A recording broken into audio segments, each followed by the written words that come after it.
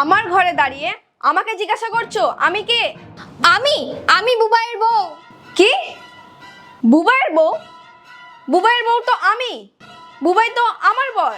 তোমার মাথা খারাপ নাকি? তুমি এটা কি বলছো? আমার বর তোমার বর কি করে হতে পারে? দেখ, ফালতু মজাক করিস না আমার সাথে। প্র্যাঙ্ক ট্যাঙ্ক করছিস নাকি? চল যা, চলে যা এখান থেকে। আমি আমার ঘরে এসে মিথ্যা কেন বলবো আর প্র্যাঙ্ক কেন করব? তুমি তুমি এখানে কি করে? তুমি তো বাপের বাড়ি গেছিলে তোমার মার খেয়াল রাখতে। এক সপ্তাহ পরে আসার কথা ছিল তো তোমার। হ্যাঁ আমি গিয়েছিলাম, কিন্তু দিদি এসে সব সামলে নিয়েছে।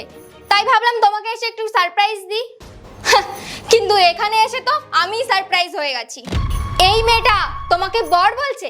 কি সত্যি বলছে? হ্যাঁ কোয়েল, ও পূজা। আমাদের বিয়ের আগে আমি ওকে ভালোবাসতাম আর ওকে বিয়ে করতে চেয়েছিলাম। আর আমার বাড়ির লোক আমরা কোনো কথা শোনেনি, জোর করে আমাকে তোমার সাথে বিয়ে দিয়ে দিয়েছে। আমি তোমার সাথে একটুও খুশিতে ছিলাম না, তাই আমি ভাবলাম আমি একদিন সুযোগ বুঝে তোমাকে ঘর থেকে বার করব আর পূজাকে ঘরে নিয়ে আসবো। কিন্তু কোয়েল, আমি ভেবেছিলাম তুমি যতদিনে বাপের বাড়ি থেকে আসবে ততদিনে আমি একটা কিছু ব্যবস্থা করে নেব আর তোমাকে কোথাও একটা পাঠিয়ে দেবো। এইরকমভাবে কিছুদিন চলবে, তারপর তোমাকে ডিভোর্স দিয়ে দেবো। কিন্তু তুমি এরকম হঠাৎ চলে আসবে আমি ভাবিনি। এইবার দেখো, সব যখন সত্যি সামনে চলেই এসেছে, আমি তোমার কাছে ক্ষমা চাইছি।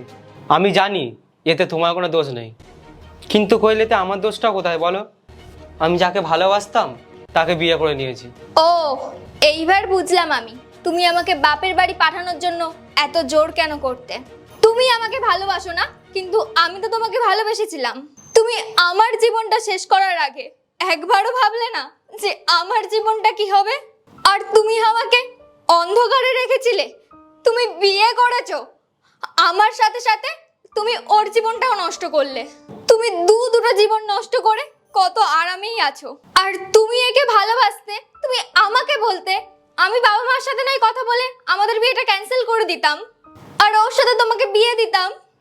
আর এইবার কি তুমি তো দুটো জীবন, দুটো ফ্যামিলি শেষ করে দিলে বুবাই। তুমি এখনো আশা করছো আমি তোমাকে ক্ষমা করে দেব?